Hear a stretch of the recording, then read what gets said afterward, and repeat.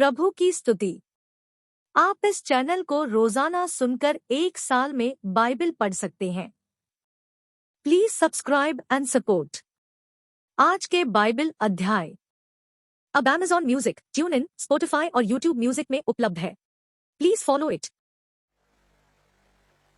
उत्पत्ति अध्याय 47। उत्पत्ति अध्याय 47। तब यूसुफ ने फिरौन के पास जाकर यह समाचार दिया कि मेरा पिता और मेरे भाई और उनकी भेड़ बकरियां, गाय बैल और जो कुछ उनका है सब कनान देश से आ गया है, और अभी तो वे गोशेन देश में है। फिर उसने अपने भाइयों में से 5 जन लेकर फिरौन के सामने खड़े कर दिए। फिरौन ने उसके भाइयों से पूछा, तुम्हारा उद्यम क्या है? उन्होंने फिरौन से कहा, तेरे दास चरवाहे हैं और हमारे पुरखा भी ऐसे ही रहे। फिर उन्होंने फिरौन से कहा, हम इस देश में परदेशी की भांति रहने के लिए आए हैं, क्योंकि कनान देश में भारी अकाल होने के कारण तेरे दासों को भेड़ बकरियों के लिए चारा न रहा, सो अपने दासों को गोशेन देश में रहने की आज्ञा दे। तब फिरौन ने यूसुफ से कहा, तेरा पिता और तेरे भाई तेरे पास आ गए हैं और मिस्र देश तेरे सामने पड़ा है। इस देश का जो सबसे अच्छा भाग हो उसमें अपने पिता और अपने भाइयों को बसा दे, अर्थात वे गोशेन ही देश में रहे। और यदि तू जानता हो कि उनमें से परिश्रमी पुरुष है, तो उन्हें मेरे पशुओं के अधिकारी ठहरा दे। तब यूसुफ ने अपने पिता याकूब को ले आकर फिरौन के सन्मुख खड़ा किया, और याकूब ने फिरौन को आशीर्वाद दिया। तब फिरौन ने याकूब से पूछा, तेरी अवस्था कितने दिन की हुई है? याकूब ने फिरौन से कहा, मैं तो 130 वर्ष परदेशी होकर अपना जीवन बिता चुका हूँ। मेरे जीवन के दिन थोड़े और दुख से भरे हुए भी थे, और मेरे बाप दादे परदेशी होकर जितने दिन तक जीवित रहे उतने दिन का मैं अभी नहीं हुआ। और याकूब फिरौन को आशीर्वाद देकर उसके सन्मुख से चला गया। तब यूसुफ ने अपने पिता और भाइयों को बसा दिया, और फिरौन की आज्ञा के अनुसार मिस्र देश के अच्छे से अच्छे भाग में, अर्थात रामसेस नाम देश में भूमि देकर उनको सौंप दिया। और यूसुफ अपने पिता का और अपने भाइयों का और पिता के सारे घराने का एक एक के बाल बच्चों के घराने की गिनती के अनुसार भोजन दिला दिया कर उनका पालन पोषण करने लगा। और उस सारे देश में खाने को कुछ न रहा, क्योंकि अकाल बहुत भारी था, और अकाल के कारण मिस्र और कनान दोनों देश नाश हो गए। और जितना रुपया मिस्र और कनान देश में था, सबको यूसुफ ने उस अन्न की संति जो उनके निवासी मोल लेते थे इकट्ठा करके फिरौन के भवन में पहुंचा दिया। जब मिस्र और कनान देश का रुपया चुक गया, तब मिस्री यूसुफ के पास आकर कहने लगे, हमको भोजन वस्तु दे, क्या हम रुपये के न रहने से तेरे रहते हुए मर जाए? यूसुफ ने कहा, यदि रुपये न हो तो अपने पशु दे दो, और मैं उनकी संति तुम्हें खाने को दूंगा। तब वे अपने पशु यूसुफ के पास ले आए, और यूसुफ उनको घोड़ों, भेड़ बकरियों, गाय बैलों और गधों की संति खाने को देने लगा। उस वर्ष में वह सब जाति के पशुओं की संति भोजन देकर उनका पालन पोषण करता रहा। वह वर्ष तो यो कट गया। तब अगले वर्ष में उन्होंने उसके पास आकर कहा, हम अपने प्रभु से यह बात छिपा न सकेंगे कि हमारा रुपया चुक गया है, और हमारे सब प्रकार के पशु हमारे प्रभु के पास आ पहुंचे हैं। इसलिए अब हमारे प्रभु के सामने हमारे शरीर और भूमि छोड़ कुछ नहीं रहा। हम तेरे देखते क्यों मरे, और हमारी भूमि क्यों उजड़ जाए?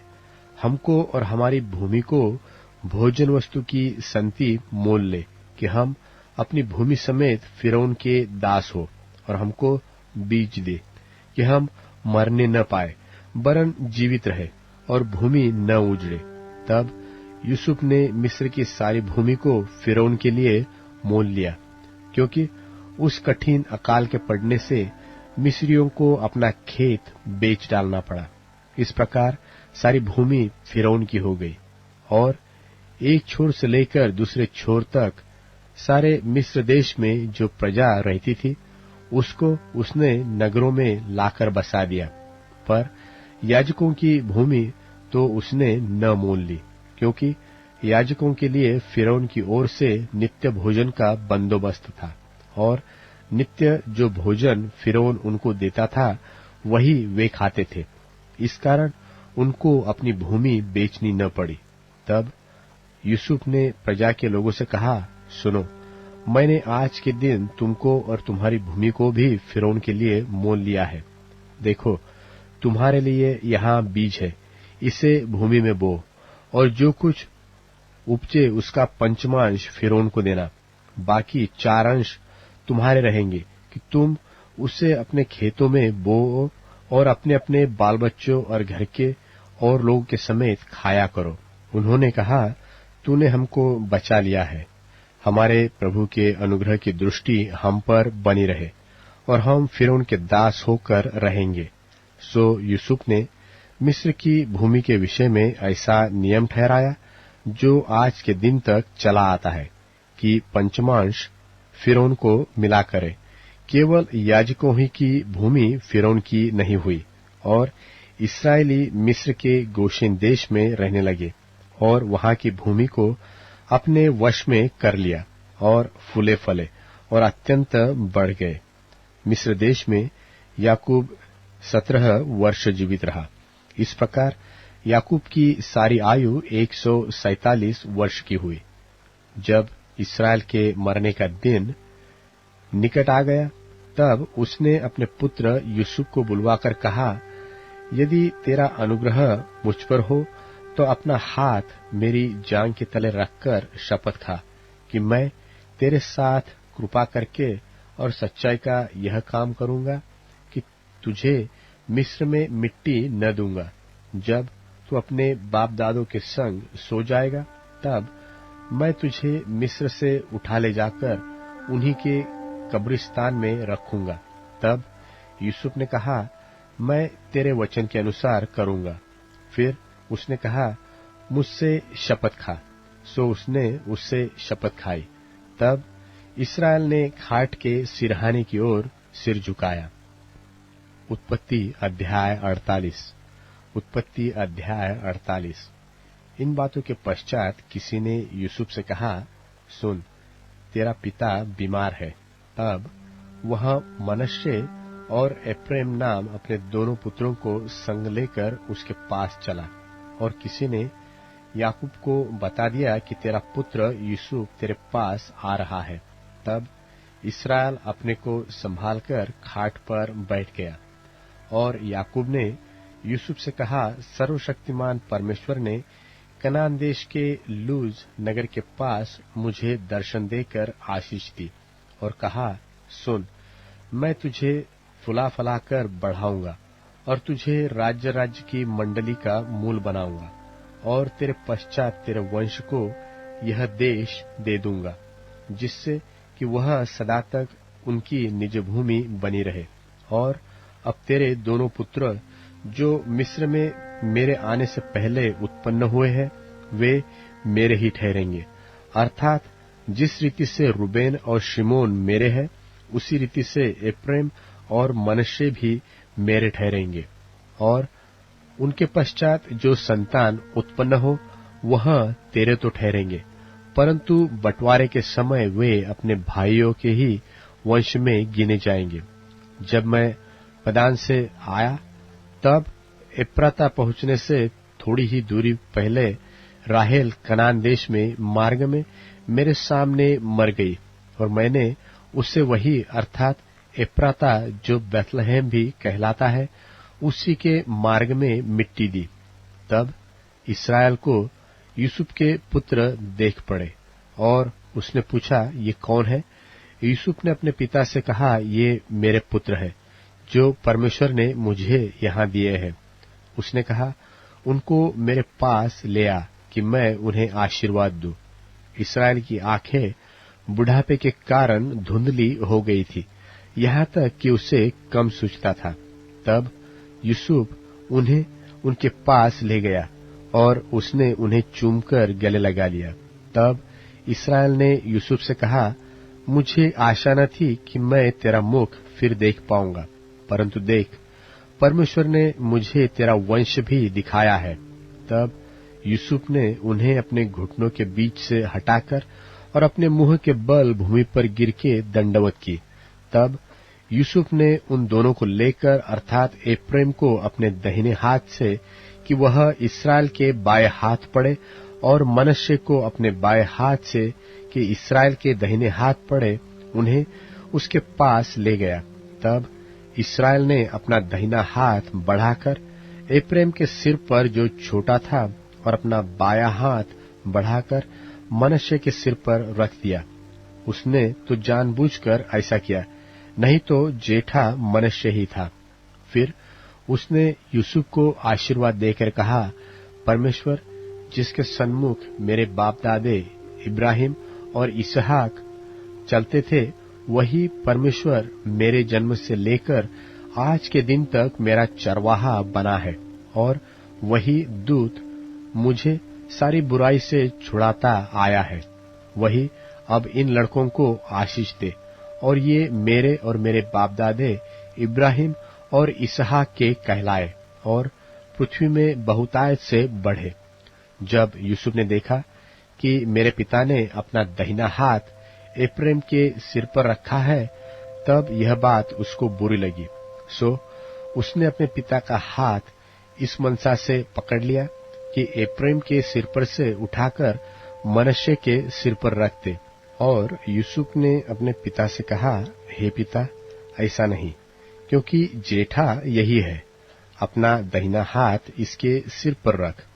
उसके पिता ने कहा, नहीं, सुन, हे मेरे पुत्र, मैं इस बात को भली भांति जानता हूं।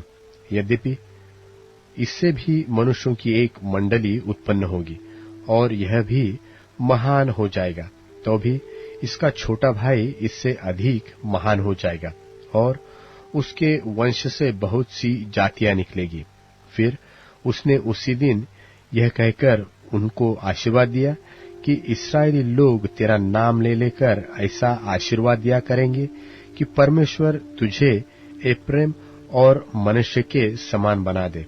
और उसने मनश्शे से पहले एप्रैम का नाम लिया।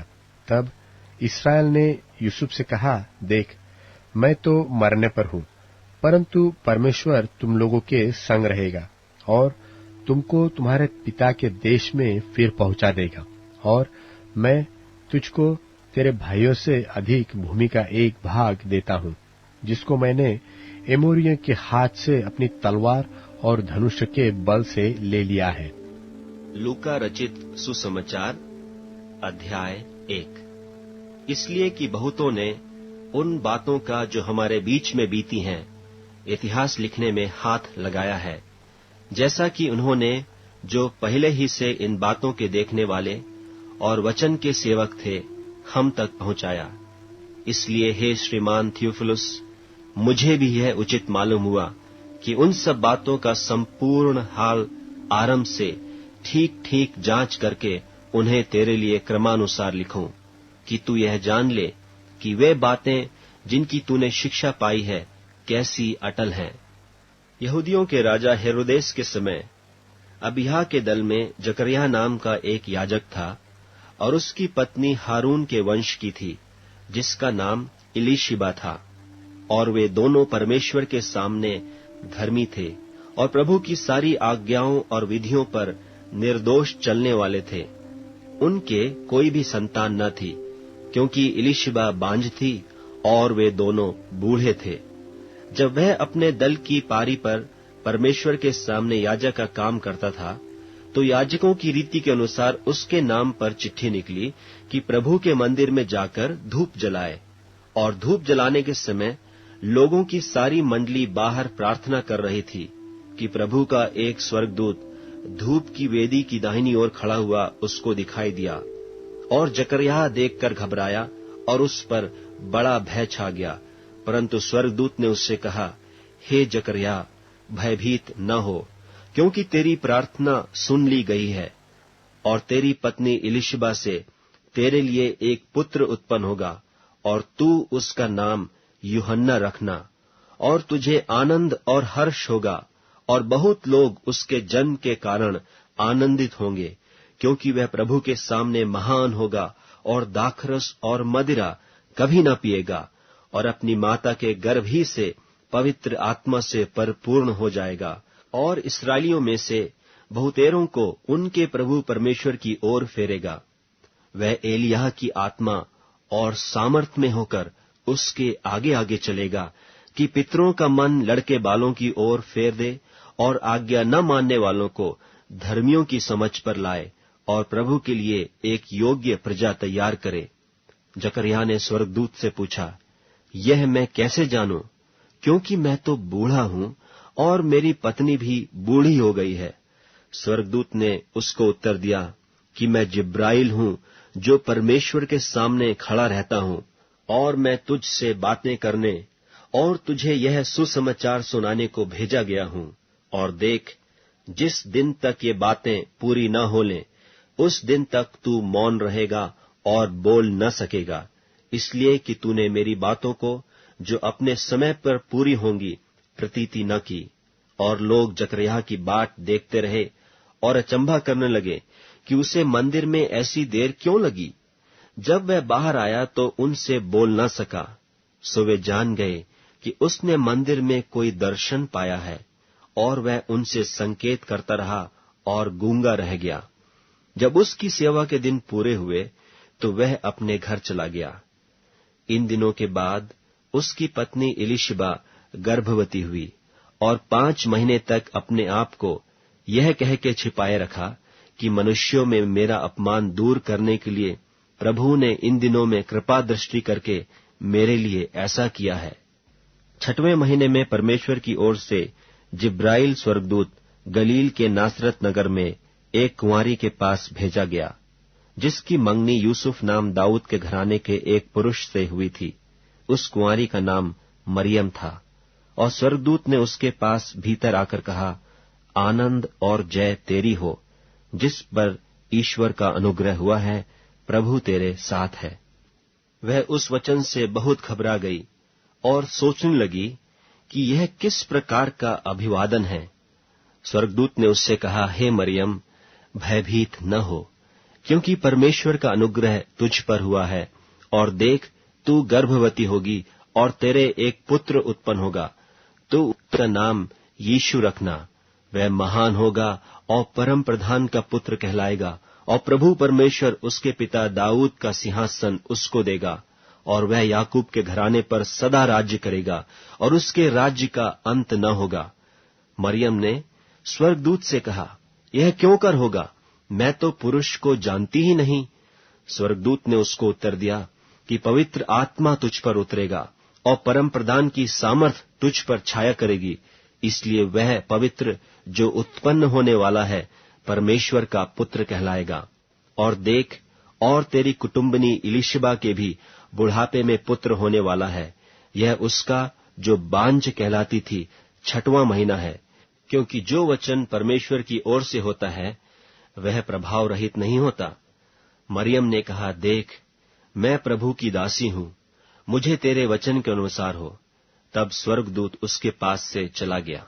उन दिनों में मरियम उठकर शीघ्र ही पहाड़ी देश में यहूदा के एक नगर को गई, और जकरयाह के घर में जाकर इलिशिबा को नमस्कार किया।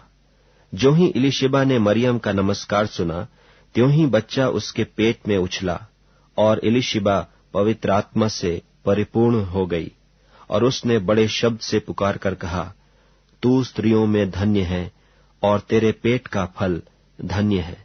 और यह अनुग्रह मुझे कहां से हुआ कि मेरे प्रभु की माता मेरे पास आई।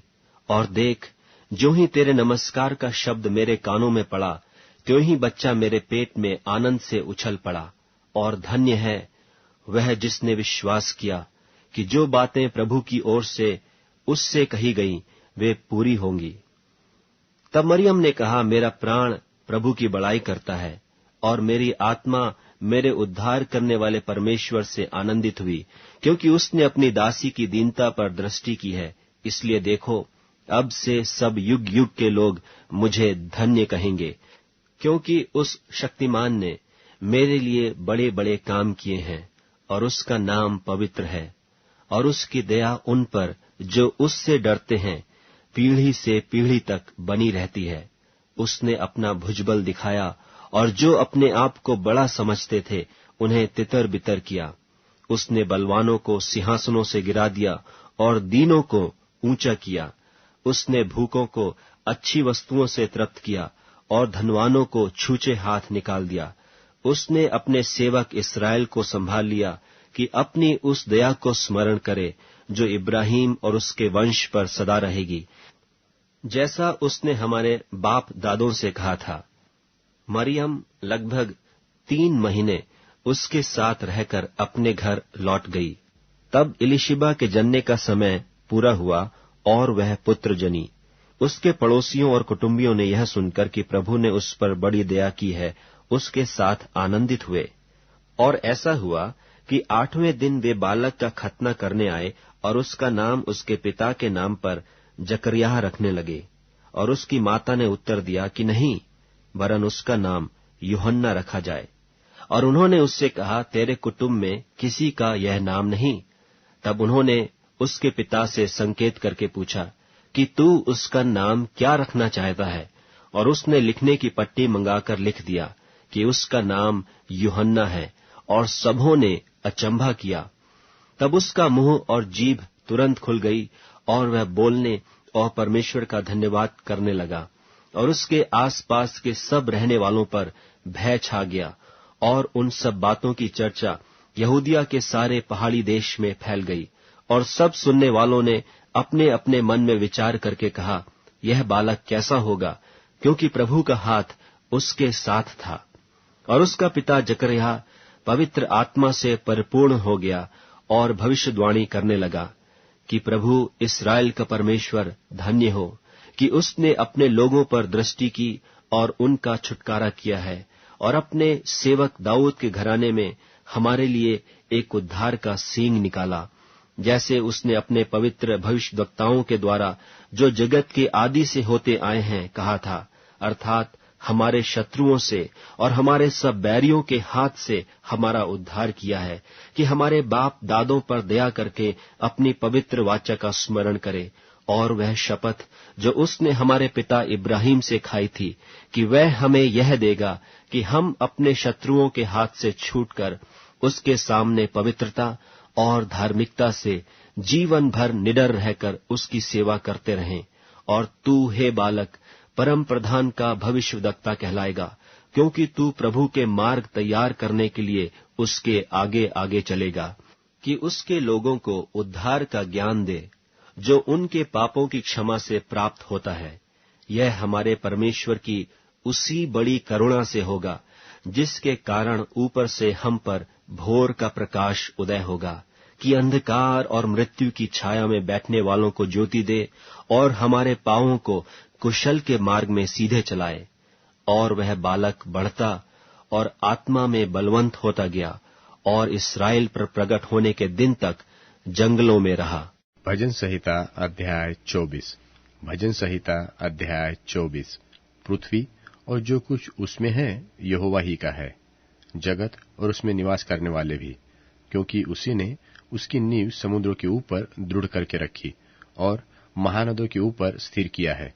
यहोवा के पर्वत पर कौन चढ़ सकता है और उसके पवित्र स्थान में कौन खड़ा हो सकता है? जिसके काम निर्दोष और हृदय शुद्ध है, जिसने अपने मन को व्यर्थ बात की ओर नहीं लगाया और न कपट से शपथ खाई है, वह यहोवा की ओर से आशीष पाएगा और अपने उद्धार करने वाले परमेश्वर की ओर से धर्मी ठहरेगा। ऐसे ही लोग उसके खोजी है, वे तेरे दर्शन के खोजी याकूब वंशी है। हे फाटकों, अपने सिर ऊंचे करो, हे सनातन के द्वारों ऊंचे हो जाओ, क्योंकि प्रतापी राजा प्रवेश करेगा। वह प्रतापी राजा कौन है? परमेश्वर जो सामर्थी और पराक्रमी है, परमेश्वर जो युद्ध में पराक्रमी। हे फाटकों, अपने सिर ऊंचे करो, हे सनातन के द्वारों तुम भी खुल जाओ, क्योंकि प्रतापी राजा प्रवेश करेगा। वह प्रतापी राजा कौन है? सेनाओं का यहोवा वही प्रतापी राजा है। अब Amazon music, tune in, Spotify और YouTube म्यूजिक में उपलब्ध है। Please follow it.